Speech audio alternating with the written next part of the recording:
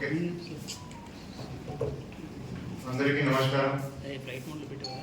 మనకి 12th August రోజున మాడంగి police స్టేషన్లో ఒక మర్డర్ కేసు రిపోర్ట్ అయింది.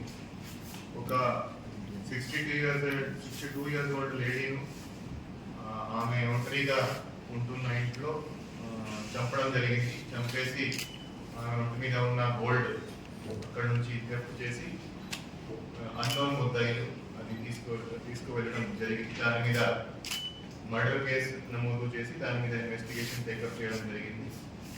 సో ఈ కేసులో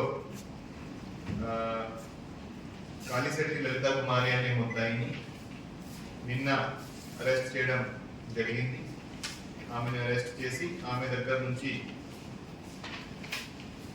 14.5 తులా గోల్డ్ రికవర్ చేయడం జరిగింది. 14.5 తులా గోల్డ్ వర్త్ అబౌట్ 2,85,000.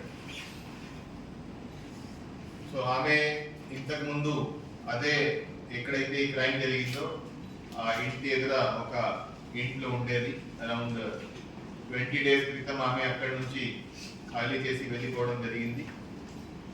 ఆమెకి డబ్బు అవసరం ఉన్నందున ఆమెకు తెలుసు ఈ ఎవరైతే డిసీజ్ ఉన్నారో డిసీజ్ ఎప్పుడు కూడా ఒంటి మీద చాలా గోల్డ్ వేసి ఉంటుందని అది గుర్తించి ఆమె ప్లాన్ ప్రకారం వైజాగ్ నుంచి ఇక్కడికి రావడం, ఈ ముగడా కాలనీకి రావడం, అక్కడ ఆమెకి ఆల్రెడీ హతురాలతో ఆల్రెడీ ఆమెకి పరిచయం ఉంది. ఆ పరిచయం యూజ్ చేసి ఆమె ఆ డిసీజ్ ఇంట్లోకి వెళ్ళడం జరిగింది. డిసీజ్ ఇంట్లోకి వెళ్ళి ఆమెను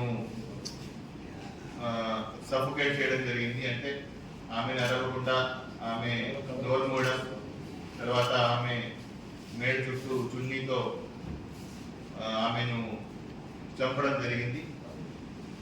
సో ఆమెను చంపినాక ఆమె బాడీ మీద ఉన్న గోల్డ్ అరౌండ్ 14.5 తులా గోల్డ్ అంతా థెఫ్ట్ చేసి తీసుకెళ్లడం జరిగింది. సో ఈ కేసులో ఇమీడియట్గా